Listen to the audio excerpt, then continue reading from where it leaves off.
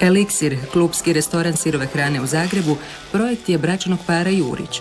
U svoju nutricionističku pustolovinu zakoračili su zahvaljujući intenzivnom istraživanju knjiga, recepata, restorana i svjedočanstava o dobrobitima sirove hrane.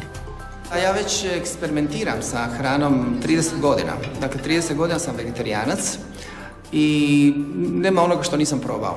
I evo, zadnje 3 godine razmišljao sam dugo vremena da li da pređem na sirovo, pošto sam živio u Los Angelesu i New Yorku. Tamo ima nekoliko sirovih restorana i često sam jeo u njima, ali nikako da napravim taj korak. I mislim da jednostavno prije 3 godine se desila ta prekretnica. Prije godinu dana smo došli u Zagreb i sa odlukom iz Opatije da tu priču nekako tu izguramo i da predstavimo to hrvatskoj publici.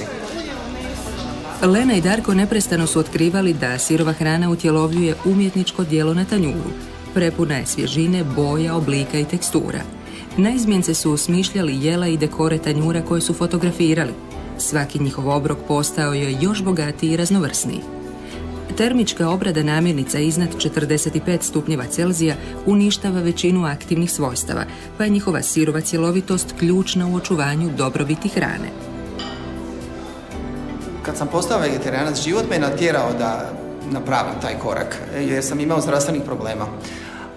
Konkretno imao sam čir na želucu i ništa nije pomagalo dok ja nisam promijenio prehranu. Ne kažem da je prehrana bila uzrok čiru, ali ona je definitivno pomogla tom cijelom procesu. Ali ovaj put nije se desilo zbog zdravlja samo. Mislim da je ovo najzdravija prehrana, da je gurmanski na vrhuncu, ovo je vrhunac gurmanstva. Ali ovo je čisto bio jedan kuriozitet, da probamo nešto novo, nešto drugačije, jer smo stvarno vidjeli dobrobiti toga. Ne samo zdravstveno, nego da je to i stvarno i ukusno.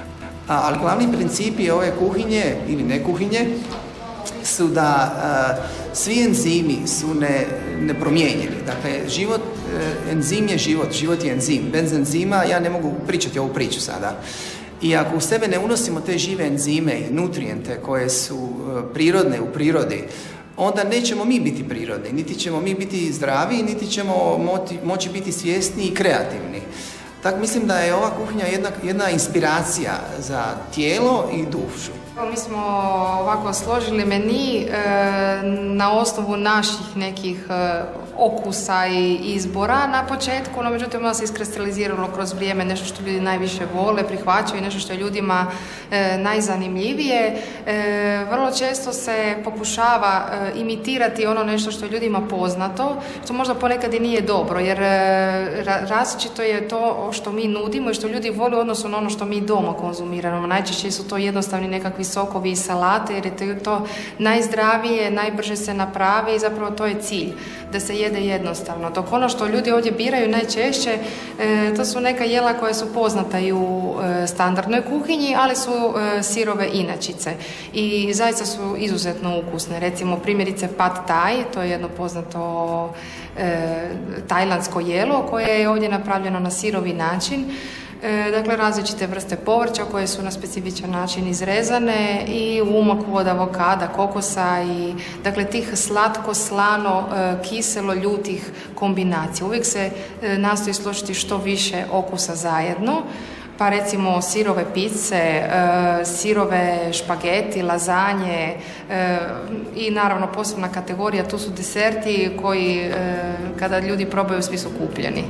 Sirove palačinke, sladoledi, ne znam, torte od svih mogućih okusa, voća i naravno čokolade.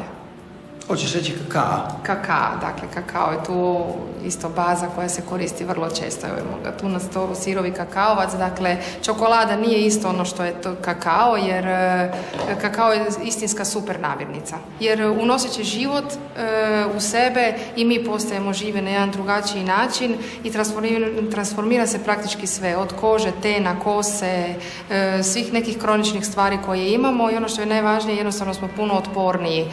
Nema više prehlada, niti na nekakvih virusa i nečega, jednostavno to blokiramo i to kroz nas ne prolazi, niti ne prodire. Tako da jednostavno u ovom svijetu kakav je danas prolazimo na jedan drugačiji način. Ali što se tiče ovog mog zdravstvenog problema, evo, da kucnem, već 20 i nešto godina one simptome koje sam ja imao. Dakle, možete zamisliti 18-godišnjaka koji samo misli gdje je WC, gdje god dođe. Ništa od toga. Dakle, evo, bilo kome ja bih preporučio, ne kažem da samo prehrana liječi, ali prehrana je definitivno jedan od važnijih segmenata, jer u taj laboratorij zvan kuhinja ulazimo nekoliko puta na dan.